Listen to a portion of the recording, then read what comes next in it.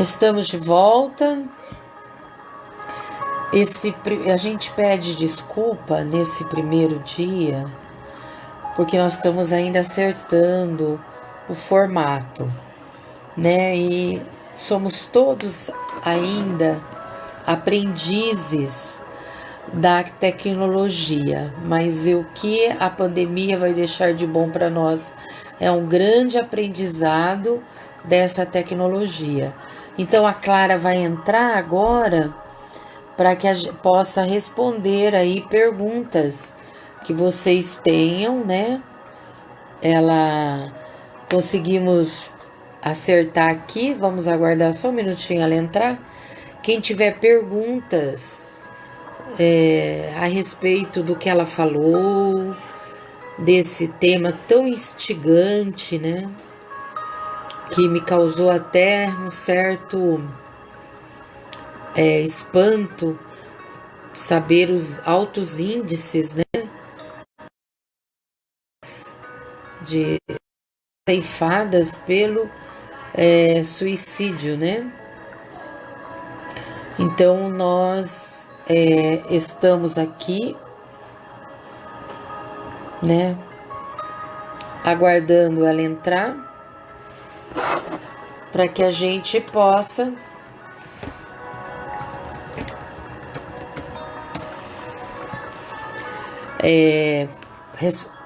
né, ter aí respostas pelas nossas dúvidas.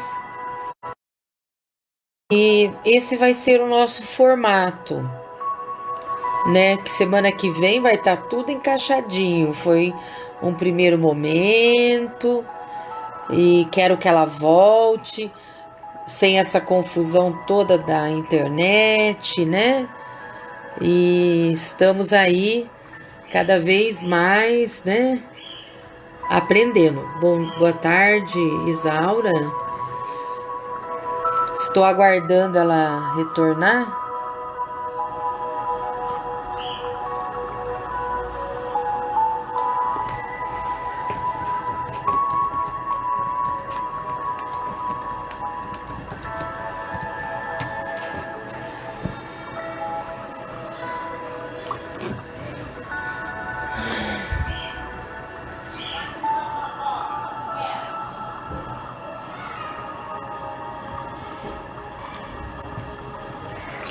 Esses coraçõezinhos são um ânimo para nós, né?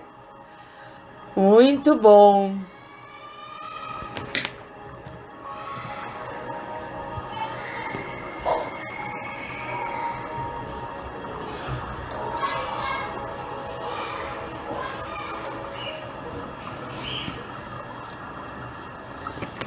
Cláudia sempre conosco, né, Cláudia?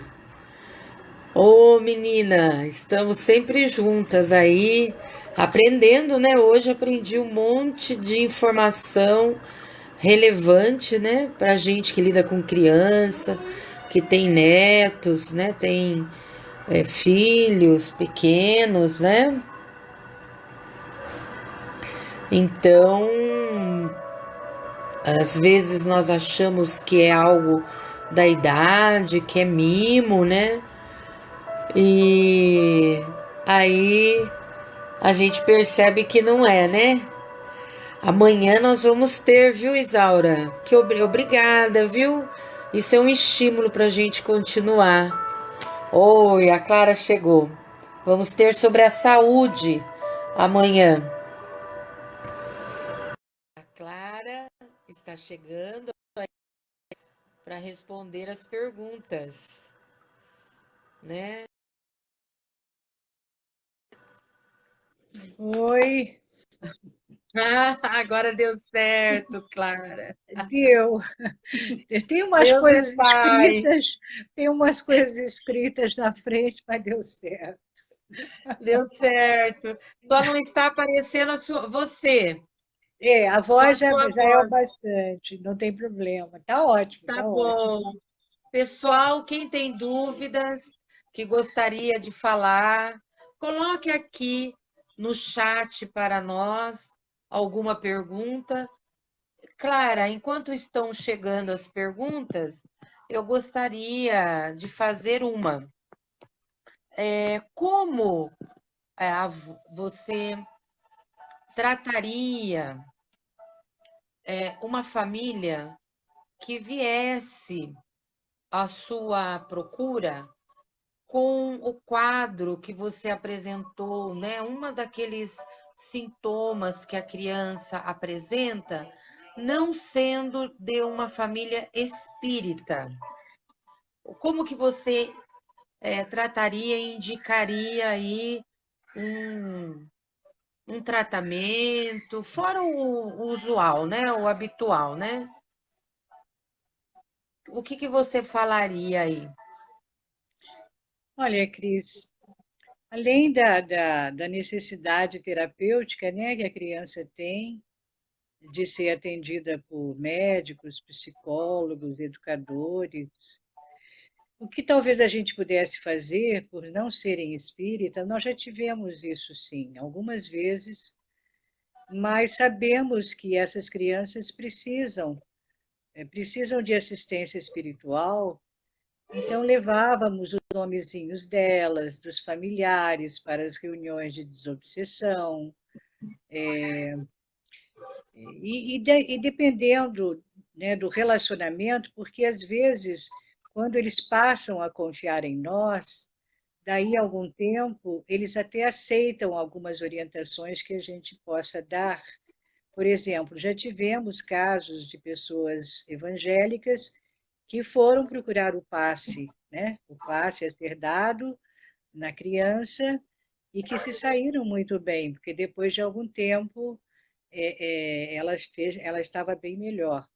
Então, isso depende da nossa maneira, né, de recebê-las com muito carinho, porque todos são iguais. Não é porque são espíritas ou possuem outras crenças que nós não vamos ajudar. Mas estabelecermos um relacionamento afetuoso com eles, fraterno, e mostrarmos que a criança precisa de ajuda. Então, nós, né, como espíritas, temos meios e maneiras de orarmos, fazermos orações, pedirmos que determinadas pessoas também possam orar por aquela família. Então, eu acho que existem meios e maneiras de ajudarmos, sim, viu? Tá? Isso é muito importante, né, Clara? É, Porque nós temos, às vezes, uma atividade profissional que podemos identificar as professoras, aqueles que perfeito, trabalham em creche, né? perfeito. Às vezes, como eu trabalho na área, né? Às vezes a Uhum, gente observa isso e alguns funcionários também. Às vezes com um parente que não é espírita, né?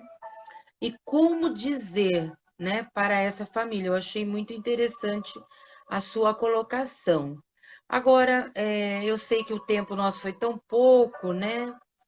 Mas você acredita nesse trabalho que você realiza há tantos anos com o assunto, né, do suicídio junto à infância e adolescência, que um lar mais evangelizado, comprometido um com os outros, pode ajudar ou limitar essas tendências que alguns espíritas já suicidas trazem de outras vidas? perdão, um lar espírita ou não espírita? Não Um entendi. lar espírita. Ah, sim. Aí você pode orientar, sim, aos pais de que maneira, né, nós podemos ajudar a criança.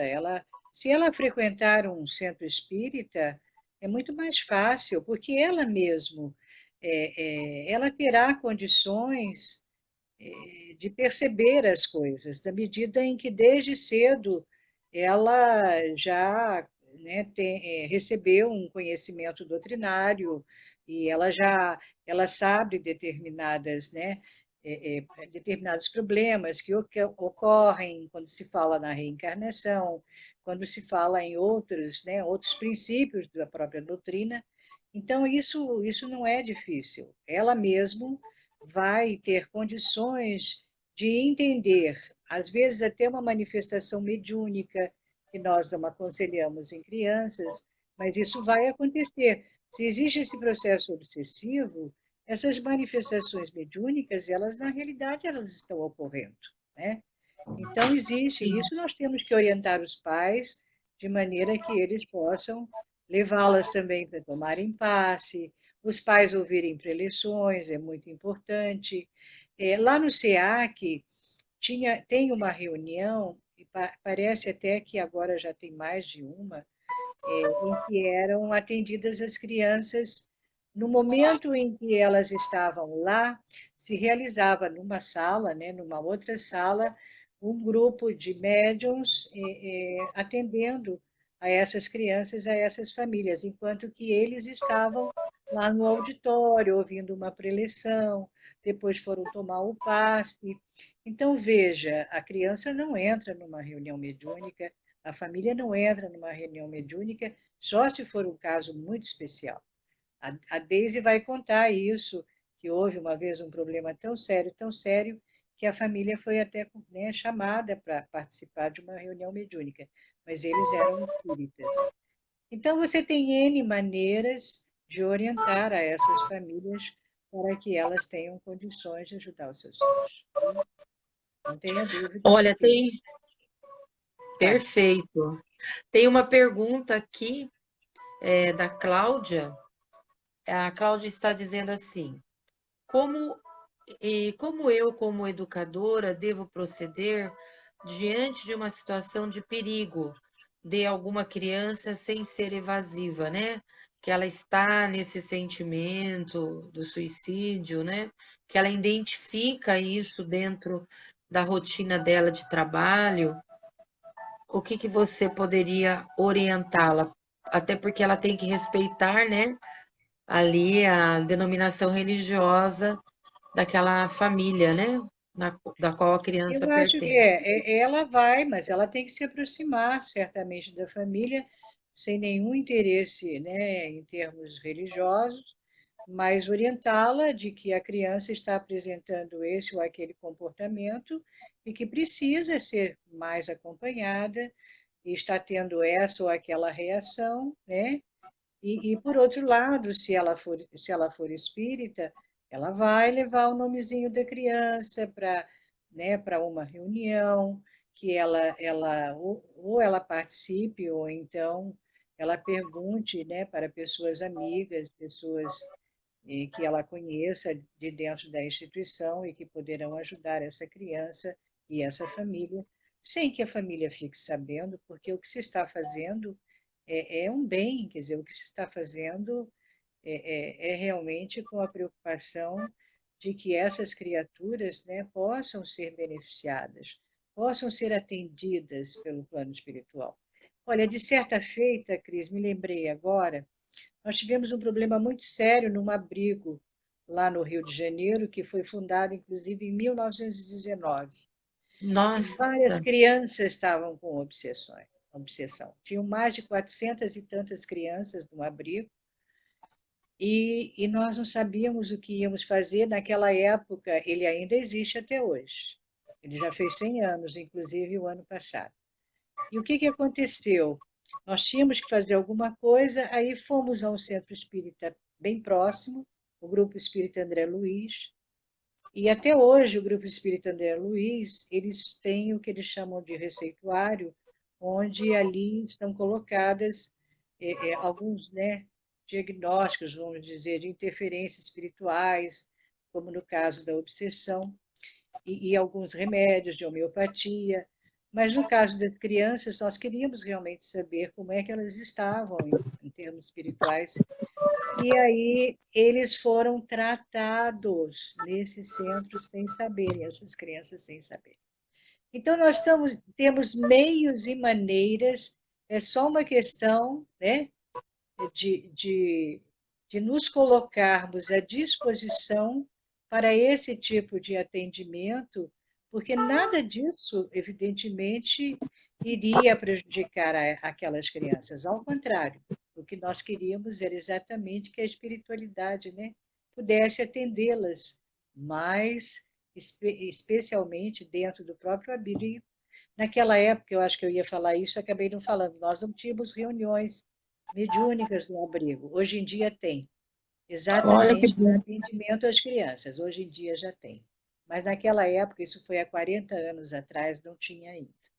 Então foi assim. Nós fomos a um outro centro, tiramos receitas para todas elas. Você imagina, 400 receitas e os médiums, coitados, tiveram que trabalhar. Então, é desse jeito que a gente vai conseguindo, aos poucos, né, fazer com que a espiritualidade tome ciência, né, de tudo que a gente está fazendo no sentido e das necessidades que nós estamos apresentando. E Então, você acha, oh, desculpa, não, pode falar, pode falar. você acha que o Evangelho no Lar seria um bom instrumento de combate ao suicídio da Sim, criança e do claro, adolescente? evidente, evidente. Ele não é só bom em relação ao suicídio, mas as condições do lar, elas precisam ser ideais, né, para que nós possamos enfrentar as lutas de todo dia. Nós estamos enfrentando muitas provas. E se não estudarmos o Evangelho, dificilmente vamos conseguir superá-las. Quer dizer, com equilíbrio. Nós poderemos até superá-las, mas extremamente desgastados, né? Quando, na realidade, quando conversamos sobre o Evangelho e sobre outros livros à luz da doutrina espírita, nós nos sentimos muito mais conscientes, nós nos sentimos muito mais, né, com energias para enfrentarmos o nosso dia a dia, o nosso cotidiano. Então, nós temos que fazer o Evangelho no lar. O Evangelho no lar é imprescindível. Para todas as famílias é imprescindível. Nós agradecemos, Clara, a sua presença. Eu quero nos desculpar pelos todo esse atropelo, mas a próxima vez que você vier, nós já vamos estar mais hábeis, né? Nessa ferramenta, já estamos aprendendo e queremos lhe trazer no próximo mês, falando aí mais desse assunto que é Tá tão bem. importante para que nós possamos E aí tê-la integralmente. a gente pode falar até de outros capítulos, né, que são também Sim, interessantes, para então avaliarmos essa questão. Tá bom, tá bom, ficamos aí com você para próximo mês, aí você veja uma tá bom, data, e aí tá a bem. gente faz com melhor qualidade. Pedimos desculpa a você, ao Não, nosso tudo bem. Para público. mim foi um prazer enorme. E quando eu já falei, quando acabar essa quarentena, a gente vai até aí para abraçar vocês. Pode deixar. Será muito Até o bem-vinda e até o estaremos dia. aguardando. Tá bom, Então, nós querida. Tá vamos bom. encerrar o nosso encontro de hoje. Muito Tá bom. obrigada, Clara. Obrigada a você, Cris, viu? Muita E paz. obrigada a todas. Eu aperto aonde? Que agora eu já me perdi. Mas acho que é Agora você eu que vou vai. concluir, eu vou Ah, então apertar e tá. você vai sair. Tá Tá bom. bom? Tá bom. E Obrigada. agradeço a Michele aí pela ajuda. Tá bem, muito obrigada, Michele. Abraço. Ela não está aqui na sala. Obrigada, viu?